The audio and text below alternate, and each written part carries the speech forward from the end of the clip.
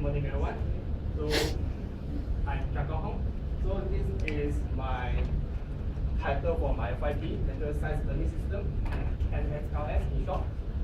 So, first I want to thank for everyone that come to my presentation, and especially for my supervisor, Ms. Vanessa, as well as the two examiners, Mr. Noor Faslan and Mr. Muhammad Hussein.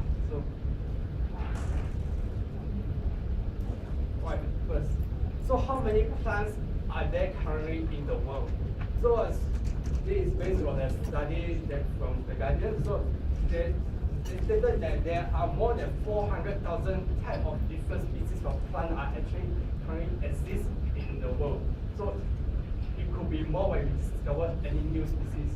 And just in Sarawak alone, there are more than 8,000 species, 8,000 different species. And here's a problem. Can you recognize all these plants? No. Just based on this picture. You know, right? You have to either refer someone or refer to a book, right? So how do we identify a plant?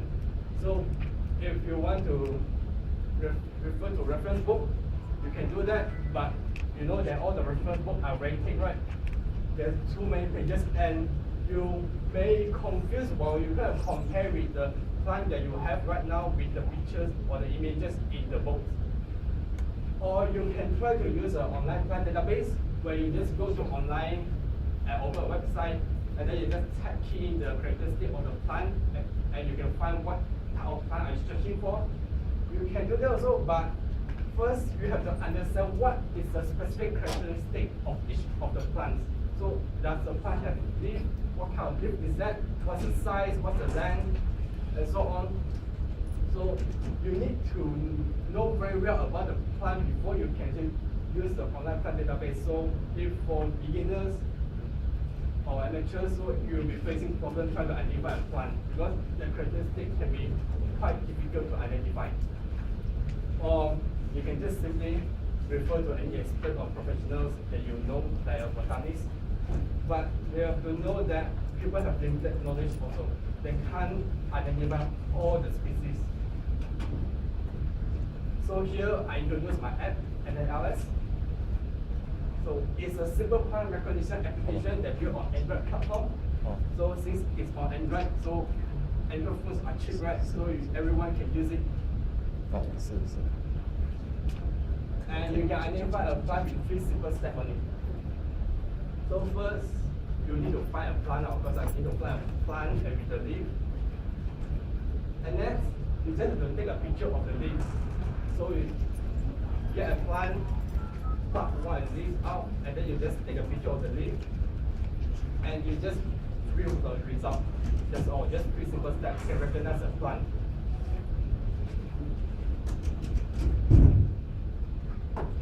And who should use this application? So students, especially majoring, that are new into this course, and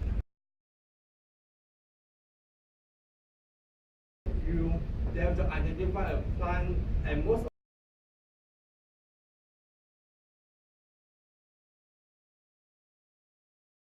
of quite difficult for them to identify a plant if they just refer from. They work with plants every day, so they can use this. Anything related with plants, they need to recognize a plant, or they need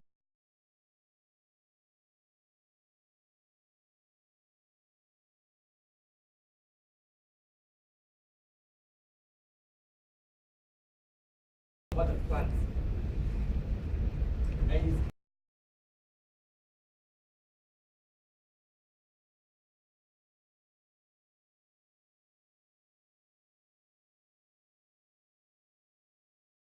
so you can use NLS to take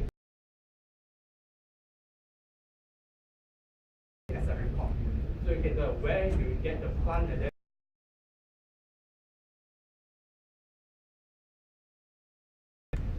so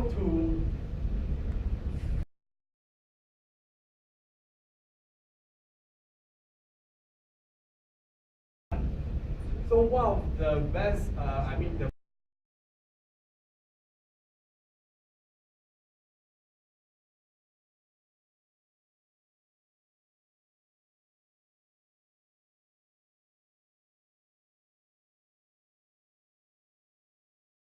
shape extraction works.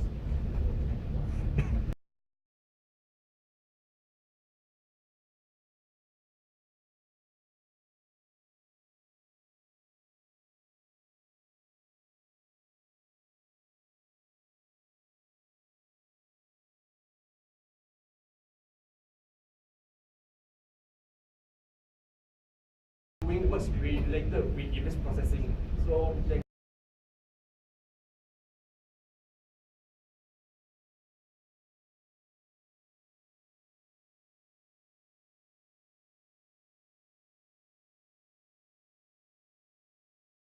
left side I have an original image.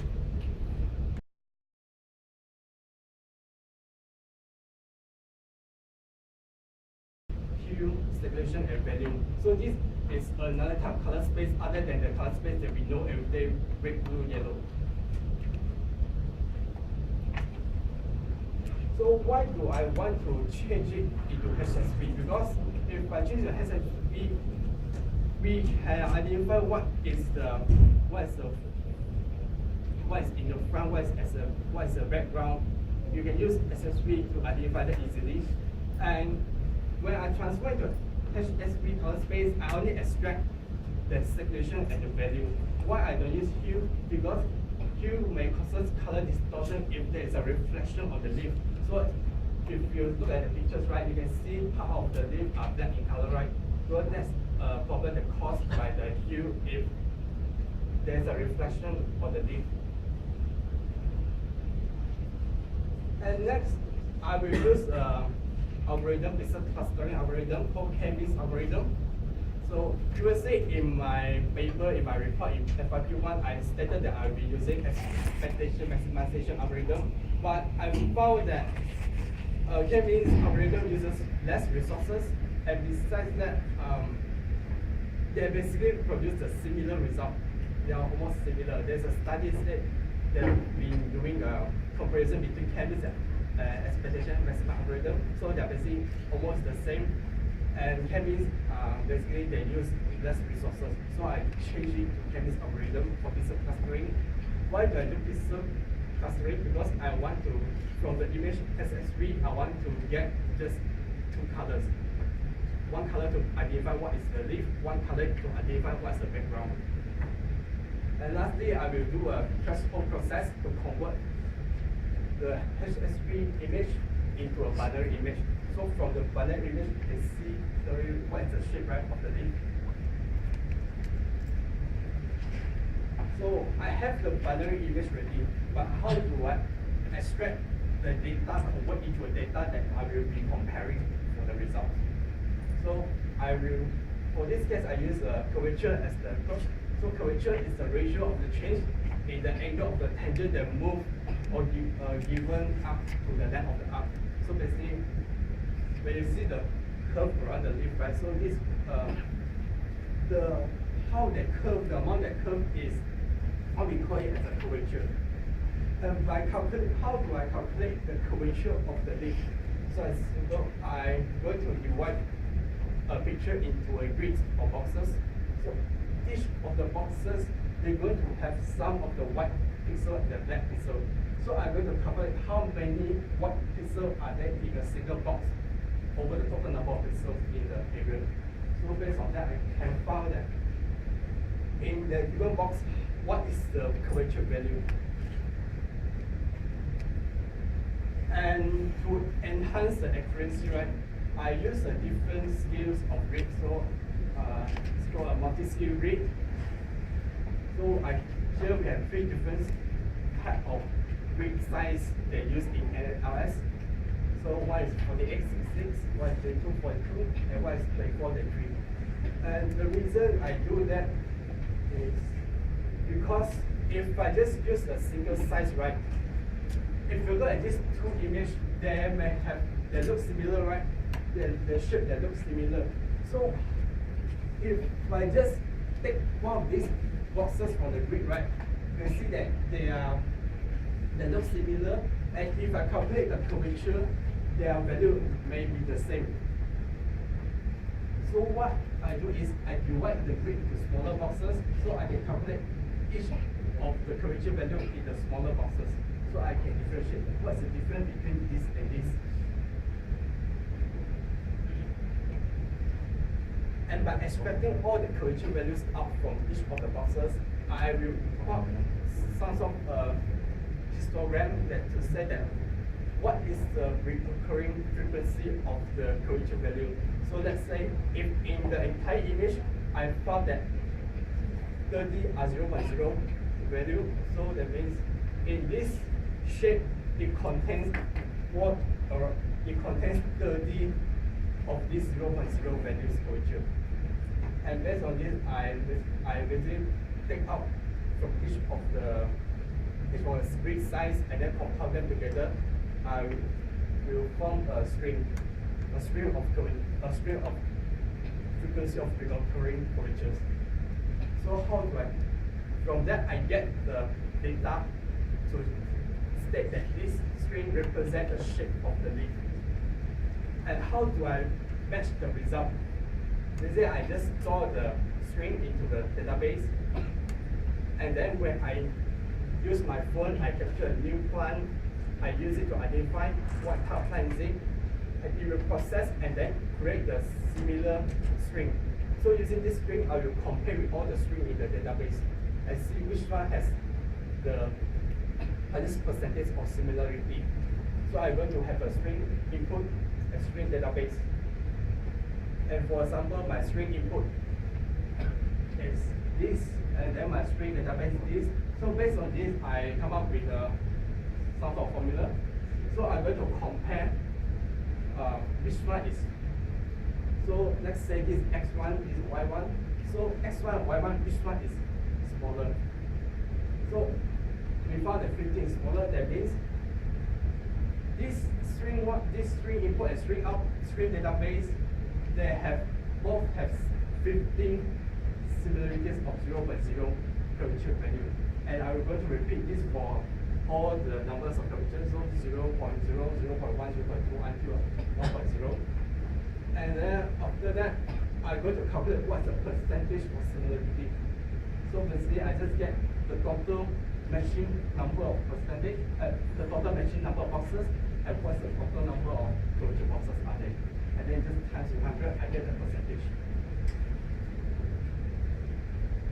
And these are the recognition result. So this is the input I use. So after it process, it becomes a binary image, and this is the first result. So I get the first result exactly the same. And you can view the second result and third result. So in the result, when you view the result, I will display the top 5 closest similarity. So the result should be in the top 5. Should be in the top 5. If it may have some failure, let's say if I take at a different angle or maybe shadow, it will cause a failure or so on. So as long as its result is the top 5, then it's good enough. And next, you can see what type of plant is that, what's the common name, scientific name, the description, and where do I found the plant. So I have the longitude, latitude coordinates are there. And I can see what the image of the leaf, what is the flower looks like, what's the fruit looks like.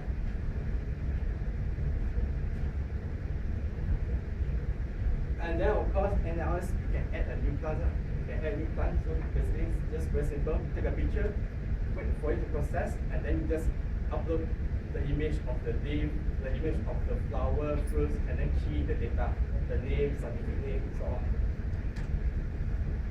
And next, in the NSLS, you can view the plant collection, so you can see what kind of plants are there in the database already, and you can see each of the details about the plant.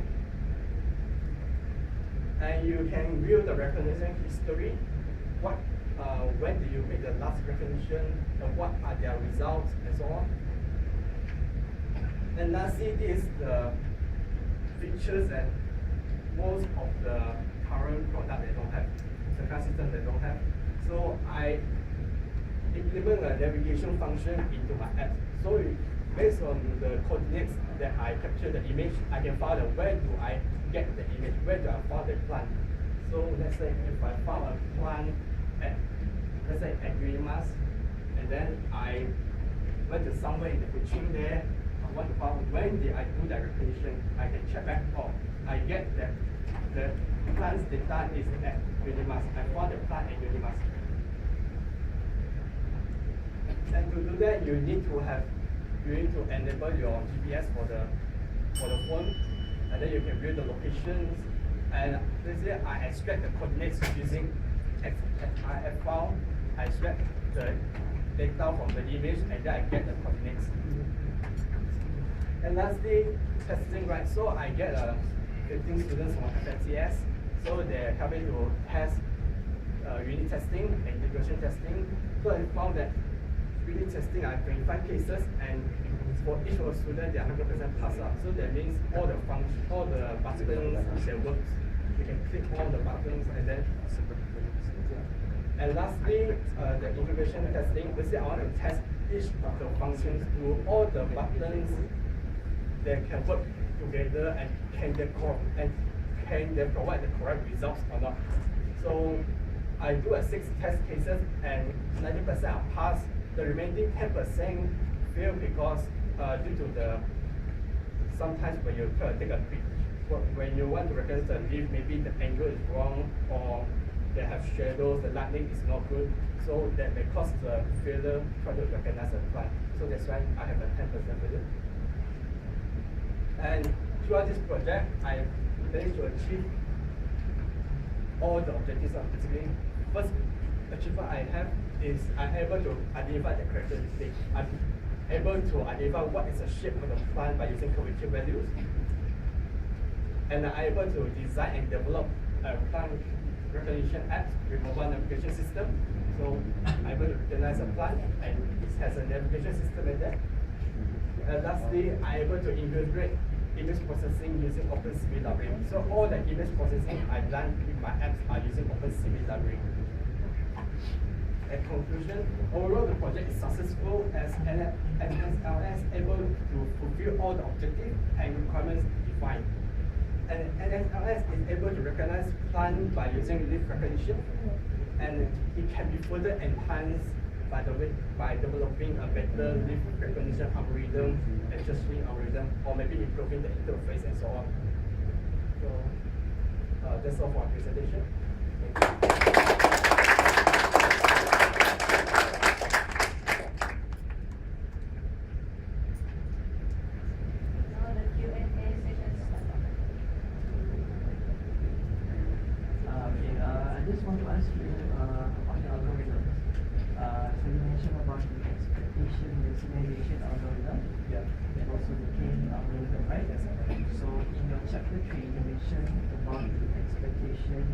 Maximization algorithm, right? So that is the original algorithm that you want to use for your project.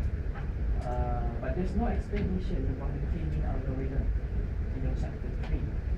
So you just mentioned in your chapter 4 that you want to use this k-mean algorithm because of you produce segmentation result much faster than the expectation maximization algorithm. Alright? Right. So why there is no explanation about the k-mean algorithm, and how do you come with the conclusions that this k-mean algorithm is much more faster than? Basically, I found a study about, there is a study that compares all the algorithms, all the available clustering algorithms. So they have expectation, maximization, and then they have k-means.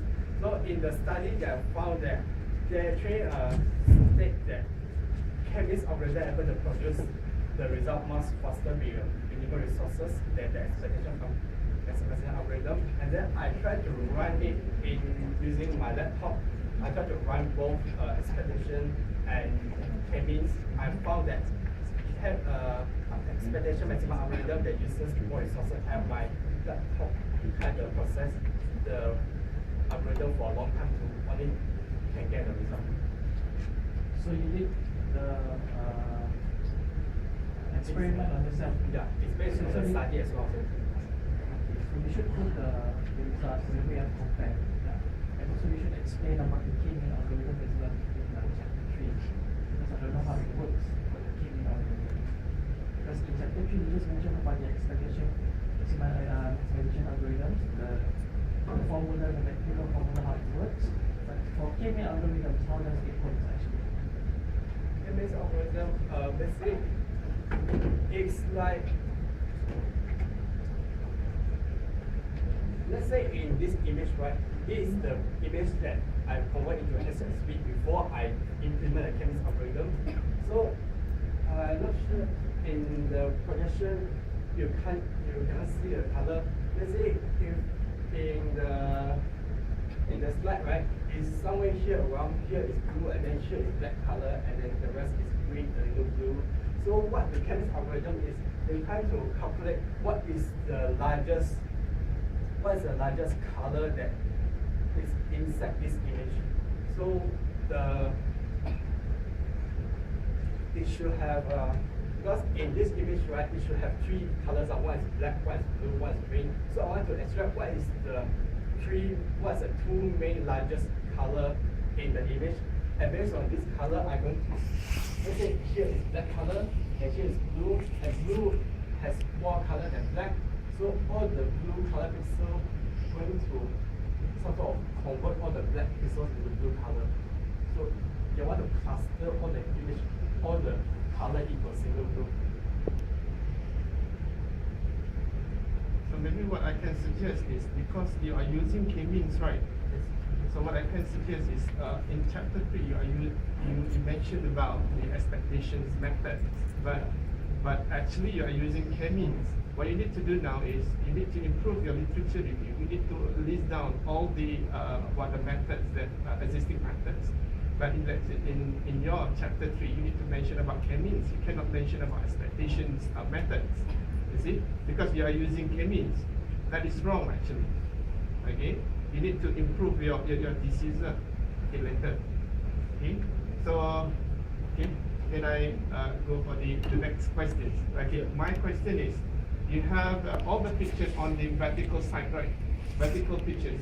How about horizontal pictures? Do you have any horizontal pictures in your database?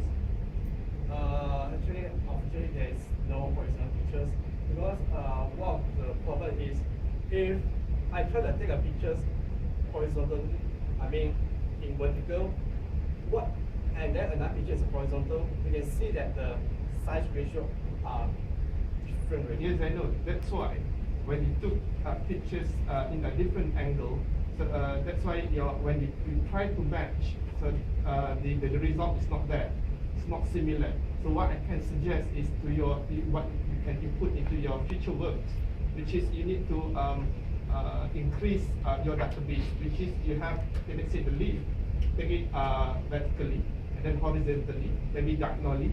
Okay, all those pictures, only one leaf. So when you do a matching pattern, when you do the matching part, so then you can have this type of, you see, a different angle, and then you can have something like your output must be more accurate. Yeah, because in the future, in the further words, I stated that I will implement a better algorithm that I can use not only vertical but horizontal. Basically, in this project, right, I'm not trying to develop a new better algorithm. Basically, to implement this.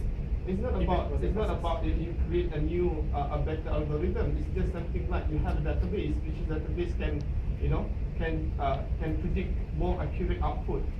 When I took a picture horizontally, the algorithm is still the same. You see? That is what I meant. Okay?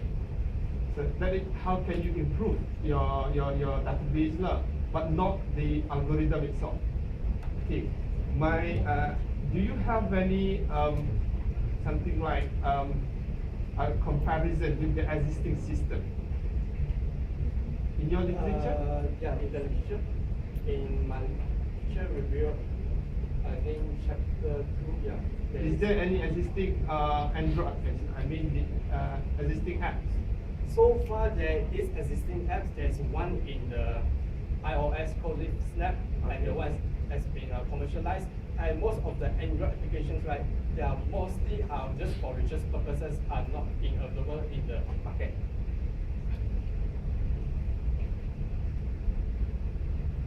So how how many leaves that you have in your database. And how do you get the database itself? Yeah. How do you get the Did you data? collect by your own or? Yeah, I have to collect by own because the data that I use are quite different from others. So did you set any standing? For example, if you take a picture of leaf, what are the distance, the lighting? Yep. Did you take the criteria for your data set? So what his question is, I remember last time you wrote to me, say how you going to take a picture of leaf. So you have to put on top of one paper, this how what you want. Or should I demo for you? Do you want the live demo?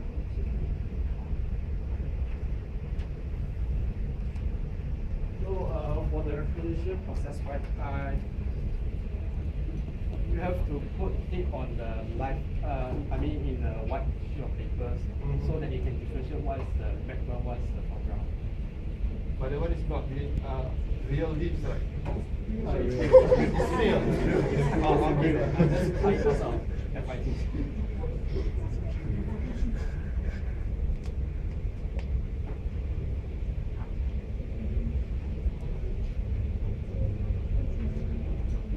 These apps. So basically, I can identify, I can identify, I can view history, I can view content.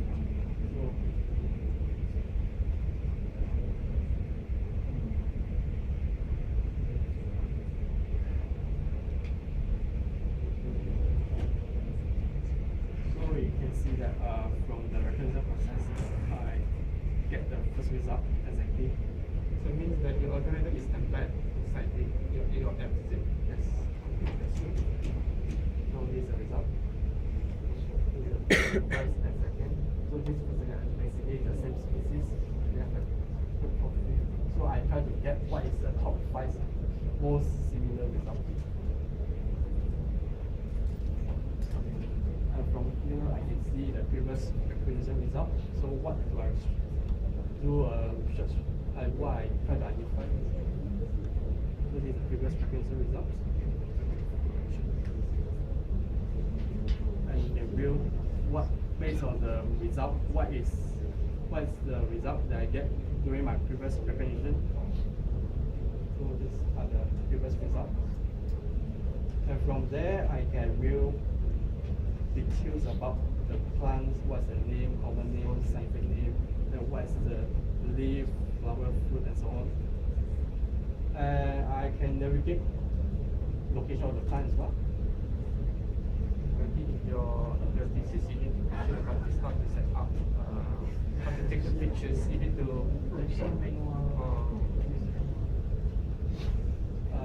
Still in process. But this one is workable, so you can use in job field project, you know.